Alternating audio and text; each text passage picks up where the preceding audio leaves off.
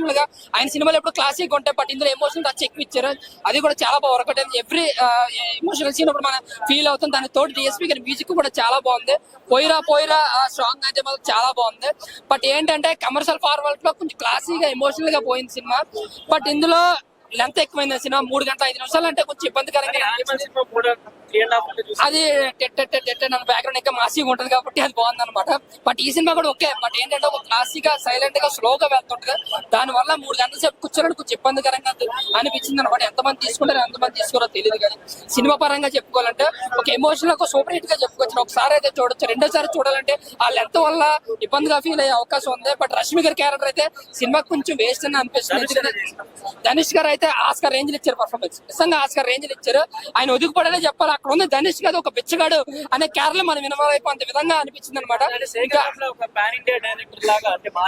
అంటే మారాడు అంటే ఇదే సినిమాలతో పాన్ ఇండియా టచ్ చేయాలంటే ఎమోషనల్ గా అది ఎంతవరకు వెళ్తా చెప్పలేమన్నా. ఇది ఇంకొక 30 minutes గానీ ట్రిమ్ చేస్తుంటే సినిమా నిజంగా పాన్ ఇండియా బ్లాక్ బస్టర్ అవుతున్నాం. బట్ లెంత్ కొంచెం సెకండ్ హాఫ్ అంతా కొంచెం లాగా అనిపించింది. ఇంకా నాగార్జున గారి కోసం మనకు ఇలాంటి క్యారెక్టర్ లో ఇలాంటి రోల్స్ ఆయన ఎన్నో చేస్తాడు. బట్ రెగ్యులర్ గా ఉంది ఆయన యాక్టింగ్. బట్ ధనుష్ గారు యాక్టింగ్ ప్రత్యేకంగా చెప్పుకుంటారు. ధనుష్ గారే గుర్తుంటారు సినిమాలో. బట్ రష్మి గారు ఒక అంతే ఏదో హీరోయిన్ ఉండాలని పెట్టారు అంతే. బట్ ఇందులో డిఎస్పీ గారి మ్యూజిక్ అయితే మాత్రం నాకైతే చాలా అంటే చాలా బాగా అనిపించింది. ఆయన ఇచ్చిన ఎవ్రీ ఎమోషనల్ సీన్స్ లో మ్యూజిక్ అయితే చాలా బాగుంది. ఇది కంబ్యాక్ బీజిఎం అనుకోవచ్చు. ఇంకా పోయిరా పోయిరా సాంగ్ కూడా చాలా అంటే చాలా బాగా అనిపించింది.